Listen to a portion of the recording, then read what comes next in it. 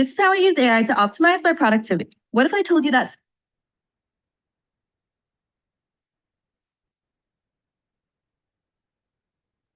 Hey everyone, just getting the final platform set up. So I believe Instagram is there. YouTube is ready. I'm just getting the iPad sorted very slowly for TikTok. So it is Respiration today. Just while I'm setting this up, if you haven't already signed up to the free masterclasses that are on Monday at 4:30 and then on Tuesday at 6 p.m. to get the link, you just need to comment on my latest reel. In fact, any of my posts on Instagram. If you write "me, please," then you'll get the link.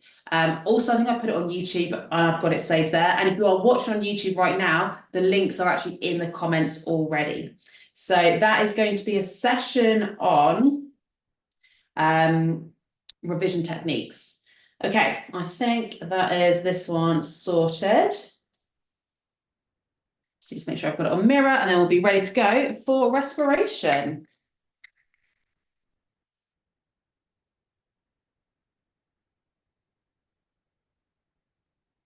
Mirror that for.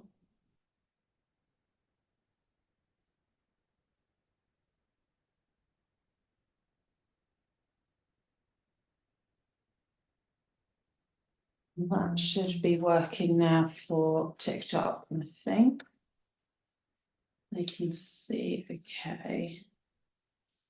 Right, let me do one final check before I get started. So I can see TikTok is all sorted, YouTube's all sorted. Oh, someone said I'm on mute.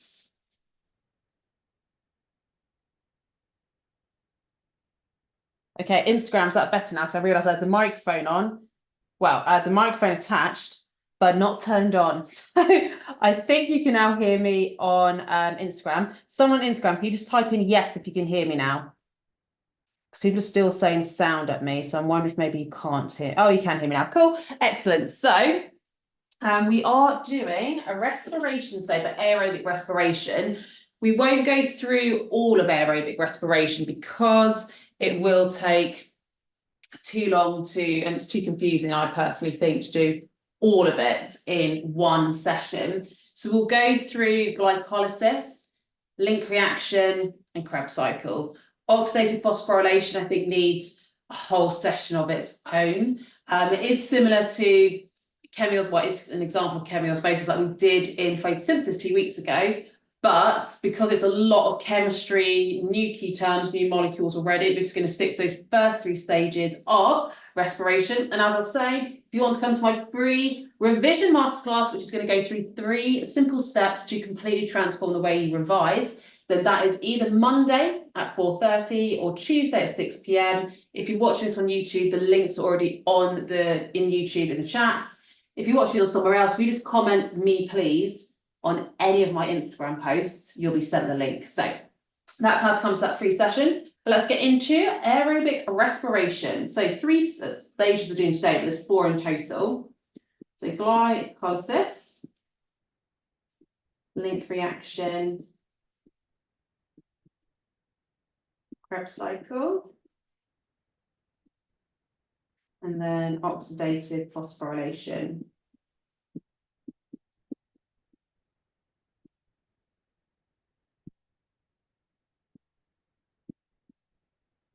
So we're going to go through stage 1, 2, and 3. We're not going to get on stage 4 today.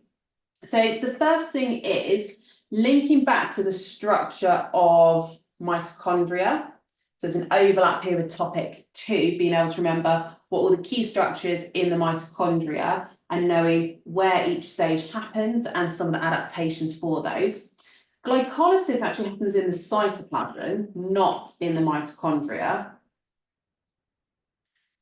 The link reaction and the Krebs cycle both happen in the same location. So at the moment I've drawn the outer membrane, but I need to draw that inner mitochondrial membrane, which is highly folded. So that is our inner mitochondrial membrane, or cristae. Just realised doing this in green may not have been the best idea. I'm not sure why you can see it. We've got inner mitochondrial membrane, which is the cristae, or the inner mitochondrial membrane, say either, and that is where the link reaction and the Krebs cycle, so that's where oxidative phosphorylation happens. These two are both happening in the fluid-filled center, which is the matrix.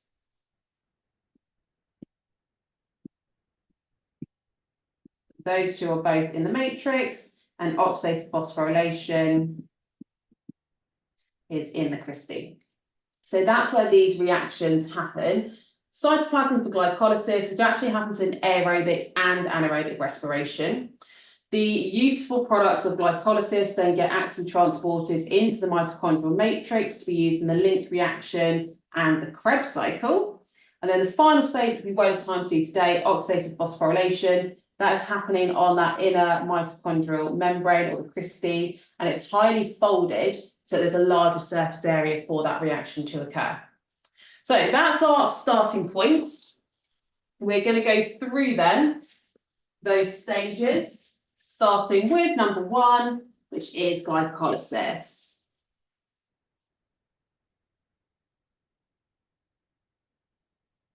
Okay. Green wasn't showing up, so I'm going to ditch the green, find my black, and go for blue. So glycolysis, we can think of this as 3 key steps. State that we're starting with glycolysis. First thing to point out is if we just break down this word, we've got glyco and lysis. And wherever you see glyco in biology, that is referring to glucose. Lysis means to split. So glycolysis, this is the stage where we are splitting glucose. It's our very first part. And we begin then with, draw our glucose, which I'm going to represent as 6 circles because it's a 6-carbon compound.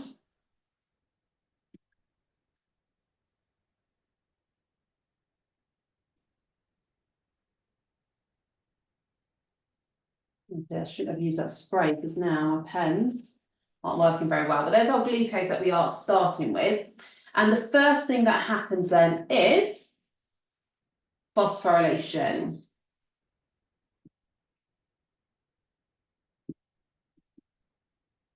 So we have the phosphorylation of glucose, which is when you are adding on inorganic phosphates to a molecule to make it more reactive, more unstable. So for this one, we've got glucose. And to add inorganic phosphates, this is where we actually have to use 2 molecules of glucose, ATP at the start.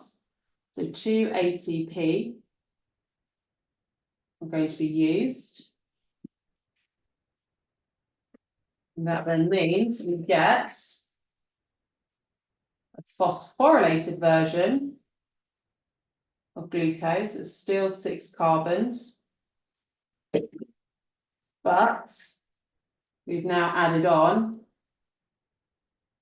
inorganic phosphates. That's what I'm representing the inorganic phosphate with. And this molecule here is our glucose phosphate.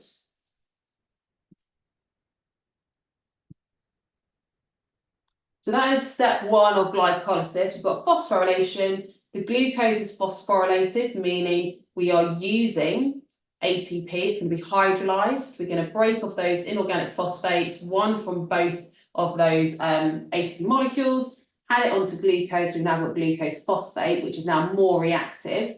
And we've now got our 6-carbon compound. Now, because that is more reactive, this is actually splitting in half into 2 3-carbon compounds. So we haven't lost or gained any carbon, but we've now got 2 3-carbon compounds.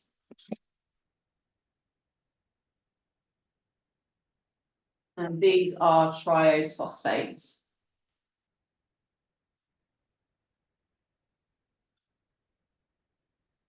So we've got 2 molecules, 2 times triose phosphate. Okay, then, so that's our next bit. You can see the splitting. glycine of glucose phosphate. The final step then, once I come down here, put this in. And you can still see the board. Let me just check. And everyone see the whole thing. Yeah, good. Okay. So we've now got 2 molecules of triose phosphate.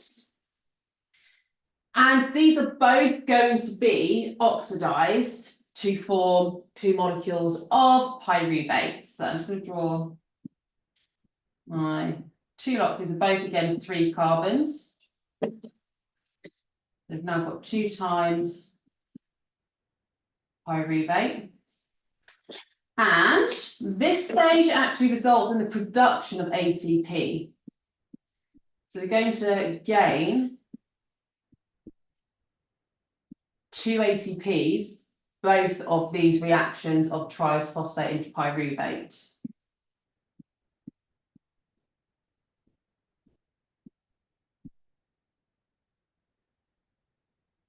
We've made ATP. The other thing that's happening at this stage, we need to get another colour. Let's get some orange go. We are going to be using the reduced coenzyme NADH. Sorry, we're going to be using the coenzyme NAD to make the reduced version of it. So we've got NAD becomes the reduced version NADH. And again, that happens on both molecules. Okay, so let's go through some of these things.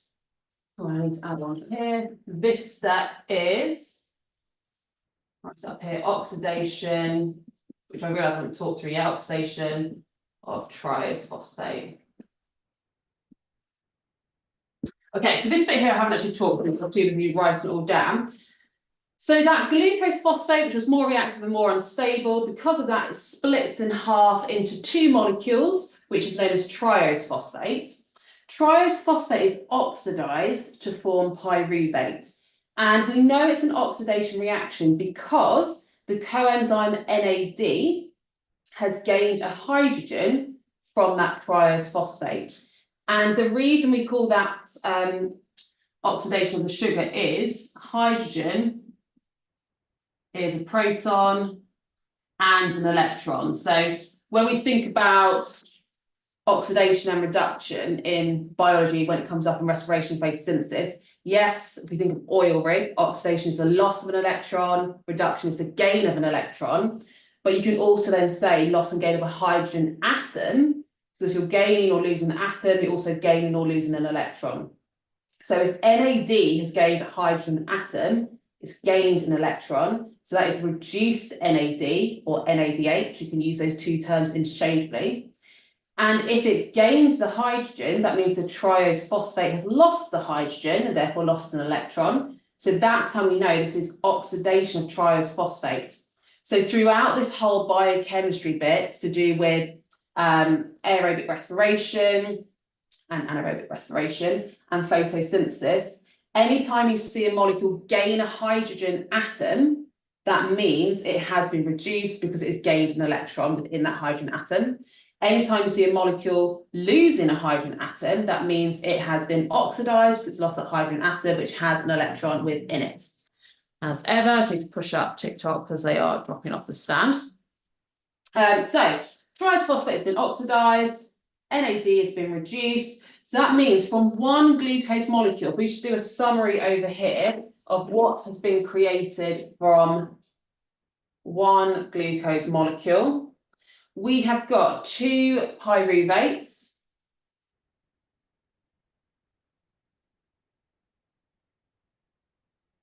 We've got 2 reduced NAD.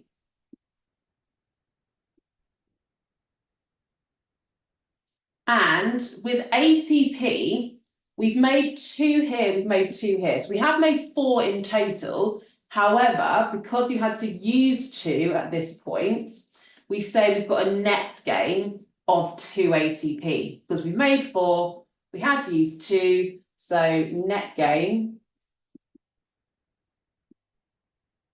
of 2 ATP.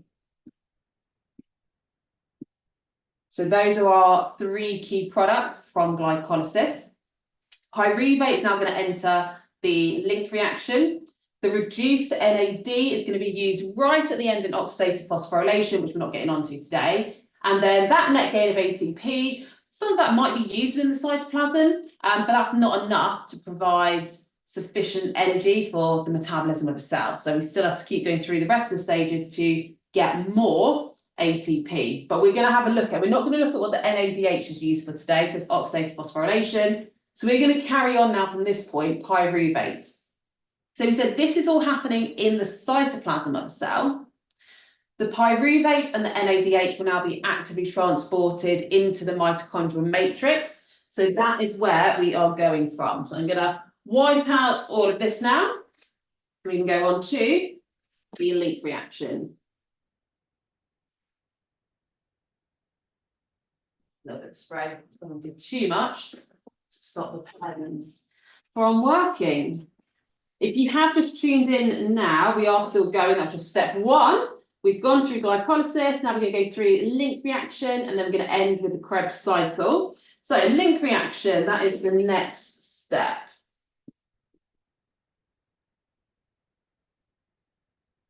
And this is happening in the mitochondrial matrix. So we've got our pyruvate, which is 3 carbons.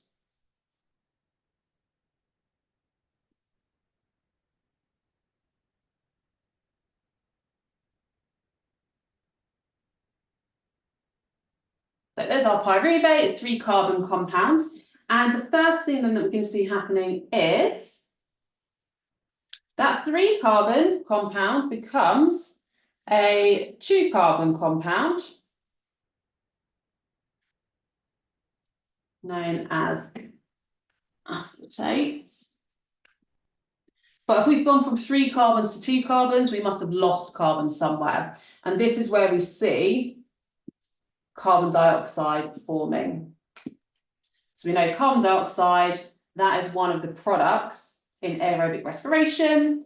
This is where it's produced. Well, this is one of the places it's produced. It's also made in the Krebs cycle. But we've gone from a 3 to a 2 because we've lost 1 carbon in the form of carbon dioxide to make acetate. Now at that stage, pyruvate is also oxidized to make that acetate. And I think I represented that with orange last time, so stay consistent. So that means we've got another NADH, that coenzyme, picking up a hydrogen from pyruvate to form reduced NAD or NADH. So that's made our acetate. However, acetate isn't actually able to enter the link reaction without the assistance of a coenzyme. So the final thing is that acetate is going to combine with the coenzyme A, which I'm just abbreviating to CoA, that is coenzyme A. And that then creates, it's still going to be 2 carbons because we haven't added or lost any carbon. But that is creating acetyl-CoA. Full name is acetyl coenzyme A, but I'm just abbreviating it to acetyl-CoA. And that is the link reaction. It's much shorter the link reaction. So if we have a look at what our products are, this time we've got 1 carbon dioxide, got 1 reduced NAD, and 1 acetyl-CoA, or acetyl-CoA, depends how you pronounce it. We haven't made any ATP at this stage at all. So there's no ATP produced or used at this stage. We've just made 1 carbon dioxide, 1 reduced NAD, 1 acetyl-CoA. Carbon dioxide, that's a waste product, so that's going to diffuse out. The NADH, or reduced NAD, that's going to be used in the final stage, oxidative phosphorylation. Acetyl-CoA, that's going straight into the next part, which is the Krebs cycle. Now, this was one round of the link reaction. But if we think about how many times this happens and what the products would be from one glucose molecule results in 2 pyruvates, which we just saw in glycolysis. So that means the link reaction will happen twice for every glucose molecule. So those are the products for the link reaction, but it's times 2 per glucose molecule because we get 2 pyruvates in glycolysis. Okay, that is the link reaction. Final step then is going into the Krebs cycle. So we're not going to go on to oxidative phosphorylation. There's already enough chemistry going on today to blow people's minds. We don't need to add in oxidative phosphorylation on the same evening. Okay, so Krebs cycle.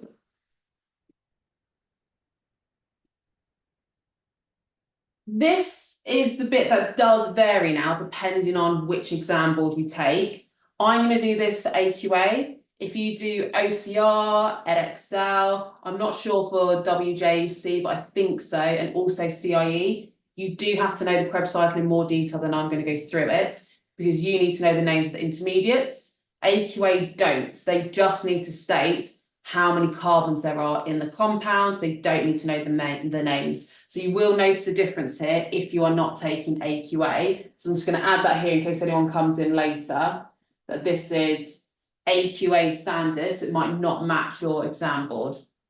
Okay, so the link reaction, which we'll just say is happening up there. We've got the acetyl-CoA, the 2-carbon compound. That is going to combine with a 4-carbon compound.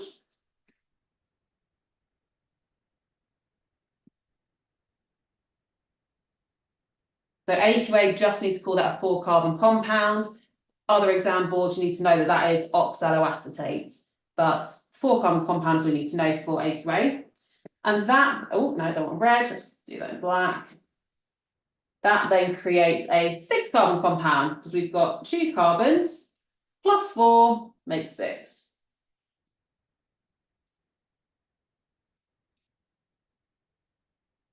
So that 6 carbon is called citrate. AQA, you don't need to know that.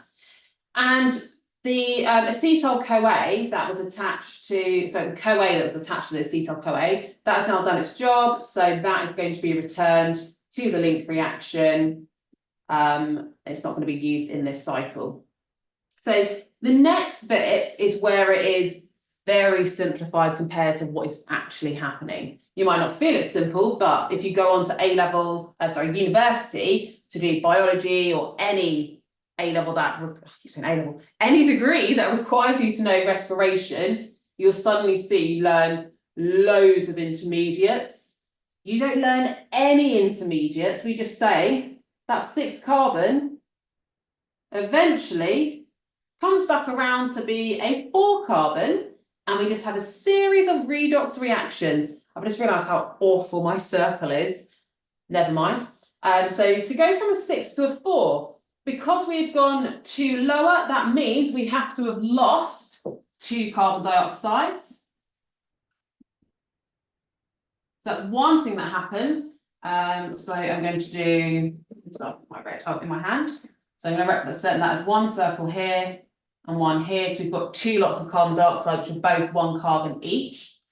We also get an ATP. Check. Oh, actually, I'm going to do that a bit higher up. So I just realised YouTube can't see this bottom bit here. I'm going to do it going into the cycle. Let's worry about that bit. And then so it's actually a good job I did my circle so badly, because now YouTube will be able to see your ATP. And then the rest of it is where we have this series of redox reactions. And that is how AQA describes on the spec, that you have a series of redox reactions, meaning reduction and oxidation. It's the carbon compounds that are being oxidized. It's coenzymes that are being reduced. So we have 3 lots of NAD being reduced into NADH or reduced NAD. And then we have a new coenzyme as well called FAD, which is going to be reduced into FADH, but we only have one of those. So as you can see, it's very simplified compared to, in reality, you would have all the intermediates. You'd need to know, well, what is the first intermediate when you go from a 6 to a 5 and then 5 to the 4? All of these times where you have the carbon compound being oxidized and these being reduced, that would be multiple intermediates, but you don't need to know those intermediates. You just need to know you go from a 6 carbon to a 4 carbon compound, you lose 2 carbon dioxide, you make 1 ATP, you make 3 NADH and 1 FADH. Those are going to be used in oxidative phosphorylation. That is waste that can just diffuse out. And our ATP, it's only one molecule, so it's not enough to supply sufficient energy for metabolism. That's still going to be useful. So in terms of what we have produced, I'm going to try and squeeze it in the middle of the cycle here to show us. We have got 2 carbon dioxides, 1 ATP, 3 NADH, and 1 FADH. So that's what we have made from one round of the Krebs cycle. However, this is going to be happening twice per glucose because you have 2 acetyl-CoA, which I realise I didn't label here. Acetyl-CoA. So that's going to be 2 times all of those per glucose. So that takes us through the first 3 key stages of aerobic respiration. We've gone through glycolysis, the link reaction, Krebs cycle, looking at the chemistry, the oxidation, the reduction, the key products at each point. The main thing that will go forward into oxidative phosphorylation, which will be something that we can do in another session if you want, just let me know, is that all of those reduced coenzymes, so all of those reduced NAD and that reduced FAD are then used in oxidative phosphorylation, and that's where we see the most amount of ATP being created.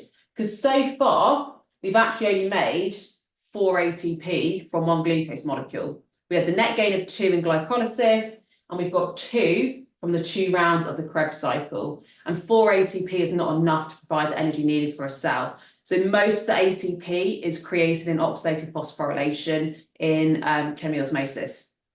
So final thing then, let's just have a look at a couple of questions. We put the lids on all of these. While I'm doing that, I don't know how many people were here right at the start, but just in case this didn't make any sense to you at the top, I'm doing 2 lots of the same free masterclass on Monday at 4:30 this Monday and Tuesday at 6 p.m. And in that masterclass, we're going to be reviewing your current revision technique. So if you keep putting in the work, but you're finding you're just not improving, it might be, or probably is, the way that you're revising. And not necessarily the activities you're doing, it's more the timings and how you're planning it. So we're going to be looking at mistakes you might be making and then suggesting a change to how you structure your revision. And by putting in that change through following 3 simple steps, you should then see some big improvements before, well, if you're starting year 12, year 13, before whenever you've got your next big tests. So that is completely free. You just have to sign up to come, so you've got the link. So if you're watching on YouTube, I pasted that comment right at the start with the links. If you're watching on TikTok or Instagram, if you just comment "me, please" on any of my Instagram posts, you'll automatically get sent a DM from me, which has the link for those 2 sessions. You can pick and choose which one you sign up to. And if you can't make it live, you'll get sent the recording. But you only get sent the recording if you sign up. So if you can't make it live, or if you just think, oh, I don't fancy it right now, but I might want to watch it at some point in the future, still sign up. You can get that recording sent to you. Okay, the last little bit then, as I said, was we'll have a look at the questions I've got in the active recall workbook linked to this. So I just need to stick that up and let's zoom in. I'm going to stick to it this way because last time I went over there and we zoomed in, but a few people were saying on YouTube in particular, they couldn't really read it. So let's do this. No, I said this last time. I just need to invest in some blue tack. The issue with the sellotape is leaves a sticky mark on the board and then it doesn't work. Okay, let's just shift you all forwards and zoom in. No, still need to go further.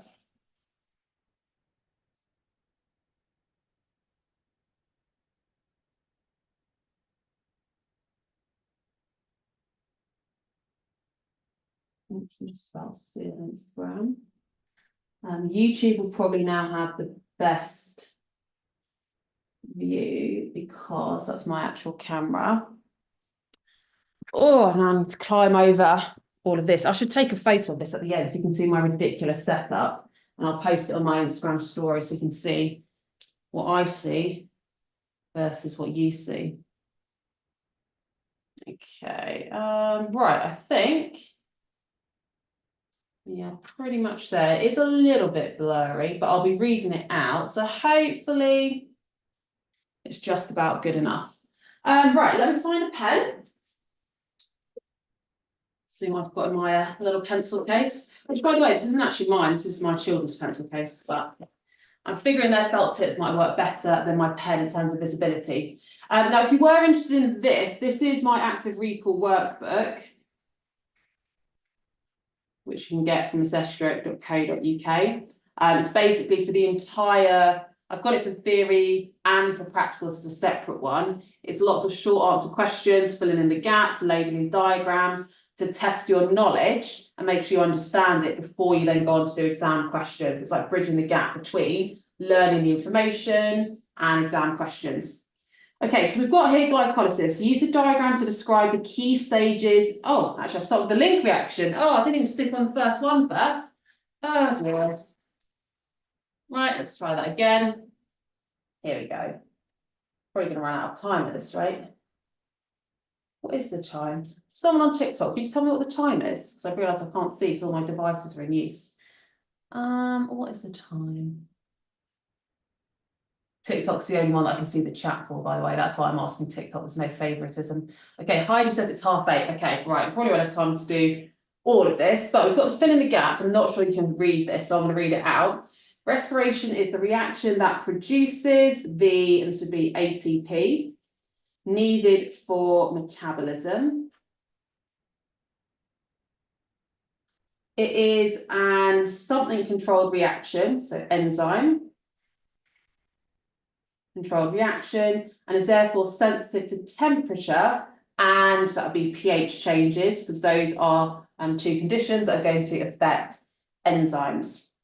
Then we've got something is broken down to release ATP, so that would be glucose. It's broken down to release ATP, but if there is no glucose, glycogen, and that's in brackets, in something, and this one is, or something in plants, so that must be glycogen in animals, or starch in plants, stores left, then other respiratory substrates are used. So lipids can be hydrolyzed to glycerol and fatty acids.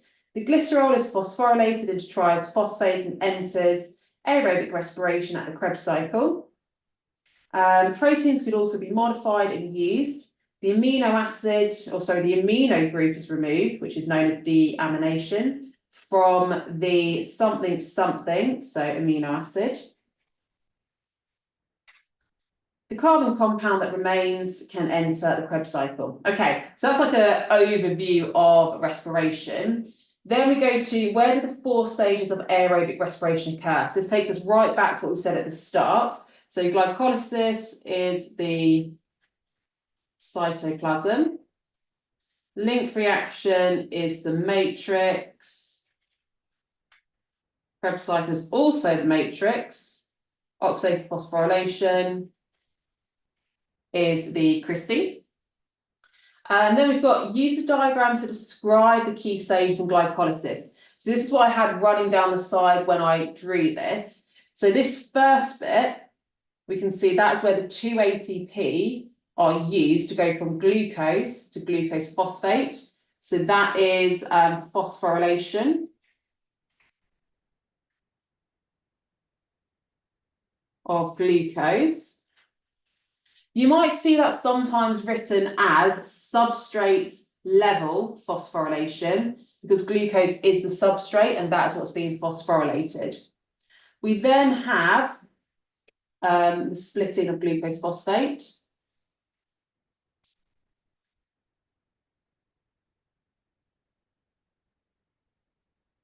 And then this bit is oxidation of triose phosphate.